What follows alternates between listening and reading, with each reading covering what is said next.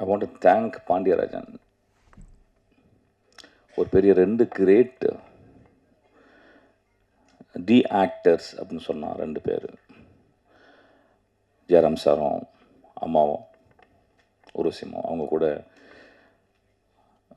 பெரிய கனவு தான் ஆக்சுவலாக. அவங்க வந்து ஒரு சூப்பரா இன்டெலிஜென்ஸ் உள்ள ஒரு ஆக்டர்ஸ்.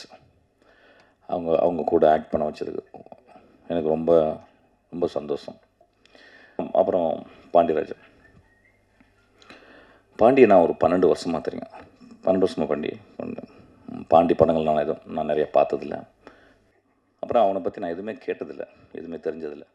ஆனால் ஆளை பார்த்தோன்னே தெரிஞ்சிடும். எனக்கும் அவனுக்கும் ஒரு சின்ன, இந்த சென்னை புழுதிகளில், இந்த சென்னை என்னும் நரகத்தில் அழகான கிராமங்களை, அழகான ஊர்களை விட்டு பிழைப்பு தேடி வந்த எத்தனையோ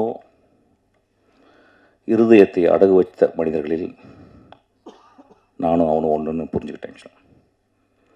அவன் வந்து அவனுடைய இளமை காலம் ரொம்ப கொடுமையான காலம் அப்படின்றது என்னை மாதிரி அவன் புரிஞ்சுக்கிட்டேன். அப்புறம் நான் அதை எனக்கு கேட்க தேவையில்லை. ஏன்னா அவன் கண்களை பார்த்தாவே எனக்கு தெரியும்,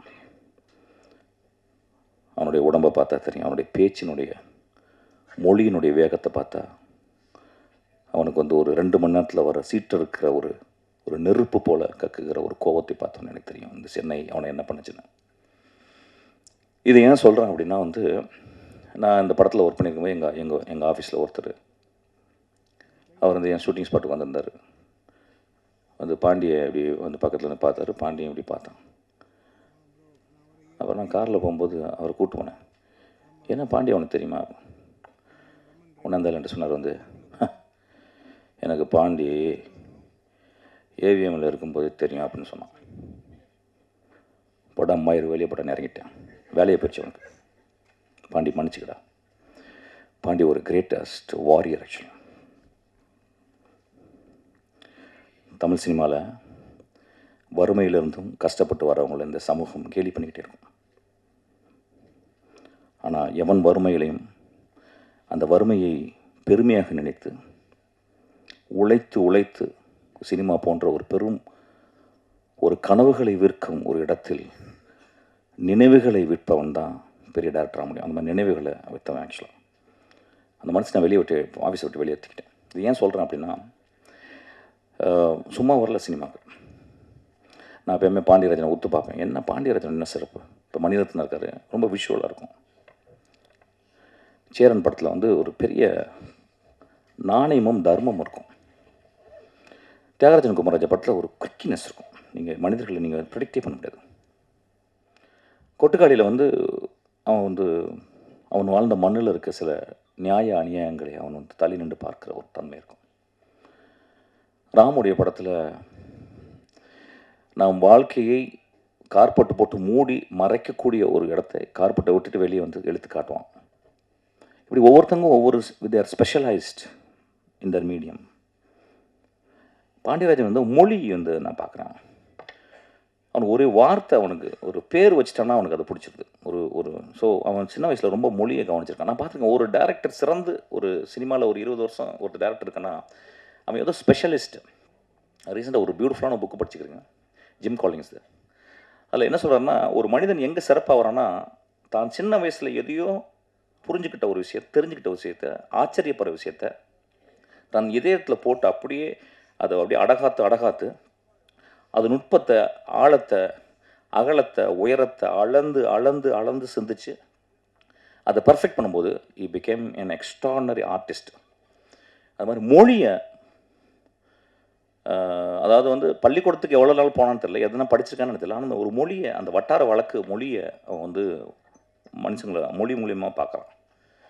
டைரக்ட் பண்ணும்போது கூட, சார் அந்த வார்த்தை இன்னும் இப்படி பேசலாம் சார் அப்படிம்பா. ஆக்சுவலாக ஒரு எக்ஸ்ட்ரானரியான அவனுடைய படங்கள் வந்து அவன் எனக்கு இது இப்படி தான். எனக்கு வந்து ஒரு ப்ரொடியூசர் காசு கொடுக்குறாரு, நான் ப்ரொடியூசர் வந்து நான் வந்து காசை திருப்பி கொடுக்கணும். அதுக்கப்புறம் ஒரு படம் பண்ணுறேன், அந்த படத்தை வந்து ஆடியன்ஸ் என்டர்டெயின்மெண்ட்டை என்கேஜ் பண்ணணும் அந்த 2 hours. அதுக்கப்புறம் எனக்கு வந்து அது வந்து it should give me proudness, it's also bloat my pocket. அதில் ரொம்ப தெளிவாக இருக்கான். அவனுடைய பயணம் அதில் அப்படியே போயிட்டு. ஸோ நான் பார்க்கும்போது ரொம்ப ஆச்சரியமாக இருக்கும் பாண்டி.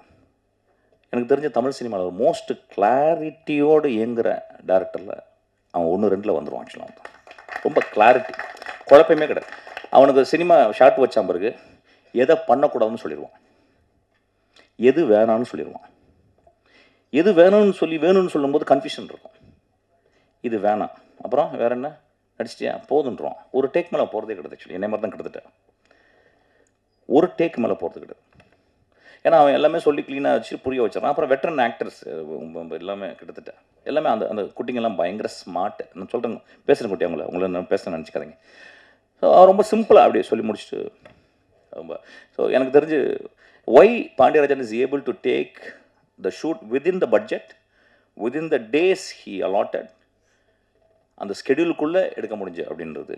அது பாண்டியராஜன் யாருன்னா வந்து ஒரு தேனி மாதிரி சுறுசுறுப்பாக உட்காந்து அதை வந்து கிட்டத்தட்ட ஒரு படம் என்ன பிளான் பண்ணி பட்ஜெட் பண்ணி என்ன ஸ்கெடியூல் பண்ணி அது போகிறோமோ அது முடிஞ்சிருந்தாவே படம் முடித்த உடனே படம் ஹிட் ஆயிருது. ஆக்சுவலாக